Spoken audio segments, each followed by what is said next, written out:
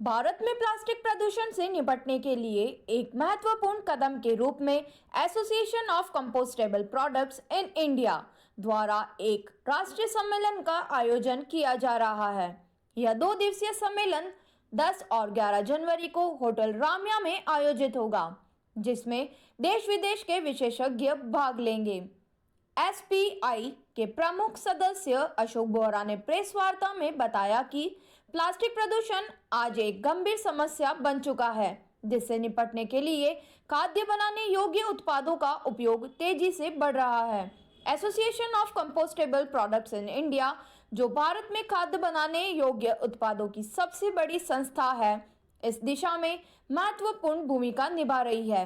यह संगठन single use plastic के विकल्प के रूप में खाद्य बनाने योग्य उत्पादों को बढ़ावा देने और उनके उत्पादन, विपणन व जागरूकता पर कार्य करता है।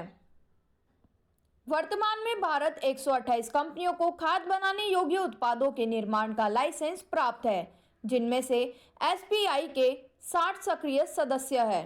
उन्होंने बताया कि गार्बेज बैग्स, कैरी बैग्स और कटलरी जैसे उत्पाद कॉर्न स्टार्च और आलू स्टार्च जैसे बायोडिग्रेडेबल पॉलीमर से बनाए जाते हैं।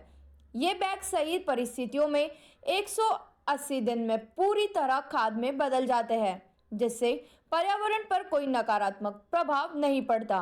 इनके विघटन के बाद कोई हानिकारक रसायन या माइक्रोप्लास्टिक नहीं बचते, इसीलिए इन्हें खाद बनाने योग्य प्रोडक्ट माना जाता है। कंपोस्टेबल प्रोडक्ट्स के बारे में बात करने के लिए एंड मैं आपको थोड़ा सा इंट्रोडक्शन देना चाहूंगी। एसीपीआई जो कि association of compostable products in India है, जो कि कॉन्फ्रेंस अभी हमारी होने वाली है 10 से 11 जनवरी को, तो उसके बारे में आपको थोड़ा सा इन्फॉर्मेशन देना चाहूंगी। What is ACPI and how it is working single use plastic को इरेडिकेट करने के लिए और बाकी कंपोस्टेबल प्रोडक्ट्स को आगे बढ़ाने के लिए। तो as you know, ACPI is association of compostable products in India. ये एक्चुअली नॉन प्रॉफिट ऑर्गेनाइजेशन है जो कि फॉर्म हुई है under the section 9 and membership provide करती है सारे मेंबर्स को जो कि सर्टिफाइड है सीपीसीबी के through. It includes manufacturers as well as sellers and total अभी इंडिया में 128 टोटल कंपोस्टेबल के सीपीसीबी सर्टिफिकेट्स प्रोवाइडेड है एंड करेंटली 60 मेंबर्स हैं जो कि एसीपीआई से एसोसिएटेड है। सो बेसिकली मेन क्वेश्चन है एसीपीआई को फॉर्म करने का मकसद क्या है। सो बेसिकली एसीपीआई जो है, अभी हमारी सबसे बड़ी प्रॉब्लम जो चल रही है बेसिकली वो है कि सिंगल यूज प्लास्टिक को हम कैसे कितना उसका कंजम्पशन कम कर सके और क्या हम उसकी ऑल्टरनेटिव्स ला सकते हैं जो कि बेनिफिशियल हो आगे काम करने के लिए भी और इन सबको इरेडिकेट करने के लिए भी। तो बेसिकली ये जितना भी प्रचार प्रसार होता है, अवेयरनेस क्रिएट करनी है लोगों के बीच में, इवन स्टेट जो अपनी गवर्नमेंट है, नेशनल गवर्नमेंट है, उनके प्रति कैसे हम बता सके कि कंपोस्टेबल प्रोडक्ट्स कैसे डिफरेंट है प्लास्टिक से। सो इसके लिए सारी जागरूकता, अवेयरनेस, ये सारी की सारी अपने मिनिस्टर्स से मिलना, मेंबर ऑफ सेक्रेटरी से मिलना, सारी पॉलिसीज के बारे में उनको जनरसली बताना, ये सारा काम एसीपीआई के थ्रू होता है। और टोटल हमारे 63 मेंबर्स हैं। टोटल 63 मेंबर्स हैं जो कि इंडिया में टोटल 128 है, उसमें 63 अपने एसोसिएशन के मेंबर हैं एसीपीआई के। और ये चेन्नई से भी आ रहे हैं, बेंगलोर से भी हैं, बॉम्बे से भी हैं, गुजरात से काफी लोग आ रहे हैं और दिल्ली से भी हैं। तो ये सारे भी कल और परसों जो है हम लोगों की आपस की मीटिंग है, उसमें यही डिस्कस करना है कि कैसे कंपोस्टेबल को ज्यादा से ज्यादा प्रमोट किया जा सके। तो उसके लिए हम लोग ट्राई करने के लिए गेट टुगेदर हो रहा है पूरा। तो अभी तो जैसा बताया ना, 128 कंपनीज है इसमें, आपके मेंबर अभी 60 हुए हैं इसमें। तो पहले तो मेंबर्स बढ़ाने का भी आपका नहीं काफी है ना, मतलब टोटल इंडिया में 128 है जिसमें से 63 हमारे मेंबर हैं और अभी भी बढ़ रहे हैं। वही मैं पूछ रहा हूँ कि एसीपीआई के मेंबर बढ़ाने के लिए भी आपको प्लान बनाना होगा। हाँ वो तो बिल्कुल, वो तो हम कर ही रहे हैं। मतलब लास्ट मतलब 2 महीने पहले 47 थे, नाउ इट इज 63। तो जब ये कॉन्क्लेव होगा, पब्लिसिटी होगी तो और भी बढ़ेंगे। 128 जो कंपनी से ये क्या पर्याप्त है कि इंडिया में इतना सप्लाई करने के लिए? नहीं, हर अभी तो पाइपलाइन में कम से कम 100 मेंबर्स हैं, 100 लोगों ने। इसमें क्या पूरा प्रोसीजर है सर्टिफिकेट लेने के लिए। First you have to go CIPET, central institute of plastic technology. आप लोग कब से वर्किंग पोजीशन में है एसोसिएशन में? सर प्लास्टिक का तो बिजनेस है वो लार्जेस्ट है और आपका ये जो कंपोस्टेबल है ये बहुत लिमिटेड है। हाँ। तो इसको स्टार्टअप में लाके यूथ को जोड़ के और बहुत लंबा क्यों नहीं फैलाया जाता है इसको, लिमिटेड क्यों करता है इसको? नहीं, ये तो सारे जो भी स्टार्टअप्स हैं ये तो अब यूथ में भी हम लोग जैसे यहाँ के जो कॉलेजेस हैं वहाँ पे हमने कई जनों को कांटेक्ट किया है कि हम लोग इस चीज में हैं, ये इंडस्ट्री नई आ रही है तो आपको भी इंटरेस्ट हो तो हम लोग भी नए, हमारे यहाँ पे भी ट्रेनिंग देते हैं। जो भी बच्चे आते हैं, जो भी यंगस्टर्स आते हैं, उनको हम लोग भी ट्रेनिंग देते हैं कि अगर वो भी ऐसा कुछ करना चाहें, और हम लोग आइडियाज भी प्रोवाइड करते हैं इस चीज के लिए कि अगर आप कंपोस्टेबल में आना चाहते हैं। बट ये फाइनली ये उन्हीं का पर्सनल चॉइसेस हैं, जो भी उनको डिसीजन लेना है कि ये इसमें आना चाह रहे हैं या नहीं आना चाह रहे हैं, जो भी है।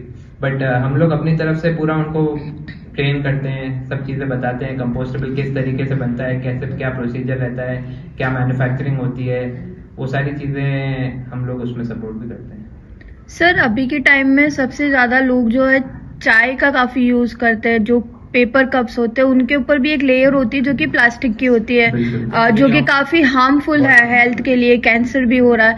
तो उसके लिए आपने कुछ ऐसा कप वगैरह डिजाइनिंग का आगे कुछ प्लान्स है क्या? इंजेक्शन मोल्डिंग के आइटम जो आप बता रहे हैं वो इंजेक्शन मोल्डिंग के आइटम होते हैं, जैसे उसमें आगे प्लेट्स आ गई, कप्स आ गए, आपके बॉटल्स इवन आ रही है आजकल, और ऐसे जितने भी थर्मोकॉल से जो भी सिंगल यूज प्लास्टिक के आइटम्स होते हैं वो सारे PLA के थ्रू भी बन रहे हैं। और बहुत सारी कंपनीज अभी इंजेक्शन मोल्डिंग के आइटम्स बना रही है, जो ये आप बोल रहे कप्स हो गए, प्लेट्स हो गए, स्पून, फोक, ये सारी चीजें भी बन रही है। बट अभी हम लोग जो है, हम लोग अभी बैग्स और स्ट्रॉ में हैं। हमारी जो एसोसिएशन में जो भी हैं, तो एसोसिएशन में सब टाइप के लोग हमारे से जुड़े हुए हैं जो कि इंजेक्शन मोल्डिंग का भी काम कर रहे हैं, बैग्स का भी काम कर रहे हैं। तो इस एसोसिएशन में आपको सारी चीजें, प्रोडक्ट भी, वो भी रिप्लेसमेंट के ये सारे प्रोडक्ट भी हैं जो आप बता रहे हैं ना कि सिंगल यूज से अलग हो गए हैं। तो ये भी सब प्रोडक्ट्स PLA के थ्रू, जो PLA मेन रॉ मटेरियल होता है कंपोस्टेबल का, उससे बन गए। कॉन्क्लेव का क्या एजेंडा क्या है? इसका कॉन्क्लेव CPI से हूँ, तो हम लोगों का अभी 2 दिन का सेमिनार है, कॉन्फ्रेंस हो रही है 10 और 11 को, association of compostable product. We are dealing with compostable products जो कि अल्टरनेट टू प्लास्टिक है। तो पूरे इंडिया ने, गवर्नमेंट ऑफ इंडिया ने सिंगल यूज प्लास्टिक पे ज़्यादातर बैन लगा दिया है। तो जो कंपोस्टेबल है ये एक नेचुरल अल्टरनेटिव है प्लास्टिक का, और उसी के ऊपर हमारे जो 63 मेंबर्स हैं वो डिस्कशन और ग्रुप डिस्कशन, प्रमोशन एक्टिविटीज़ होने वाली है। तो ये चलेगी 2 दिन तक। कल हम लोगों का चेक 2 बजे के बाद शुरू होगा, 2-3 टेक्निकल सेक्शन कल होंगे। उसके बाद में 11th मॉर्निंग को से टेक्निकल सेक्शन है, 4-5 टेक्निकल सेक्शन है। उसमें PLA पे, रॉ मटेरियल पे, उसके प्रमोशन पे, और नई नई गवर्नमेंट पॉलिसीज़ को क्या हम लोग उनको सपोर्ट कर सकते हैं गवर्नमेंट को, और कैसे इसको ज़्यादा से ज़्यादा प्रमोट कर सकते हैं, इस पर सारा डिस्कशन होने वाला है। सर इसकी खासियत के बारे में बताएं थोड़ा सा। मतलब ये जो आपका प्लास्टिक है ये आपका 300-400 साल तक भी खत्म नहीं होता, किसी न किसी रूप में अवेलेबल है, रिसाइकल्ड हो जाएगा, तो भी एनवायरनमेंट में रहेगा। जबकि हमारा जो प्लास्टिक है वो कंपोस्टेबल है, मतलब विदिन 180 डेज जब वो मॉइस्चर के कॉन्टेक्ट में आएगा, पानी के कॉन्टेक्ट में आएगा, मिट्टी के कॉन्टेक्ट में आएगा, then it will convert into fertiliser, खाद बच जाएगी इसकी। तो 180 दिन में खत्म हो जाएगा। तो आप देखिए अभी पूरे दिल्ली में, कलकत्ता में बाहर इतने बड़े बड़े पहाड़ लग गए हैं प्लास्टिक के। और सबसे बड़ा अनफॉर्चुनेटली जब से ये सिंगल स्विगी, जोमेटो चालू है, अमेजोन, तो पैकिंग मटेरियल की रिक्वायरमेंट 4 गुना बढ़ गई है। तो आप देखिए कि कंजम्पशन प्लास्टिक का और बढ़ता जा रहा है, जबकि we are trying to reduce. तो अगर हमको कंट्रोल करना है तो we have to shift from plastic to compostable.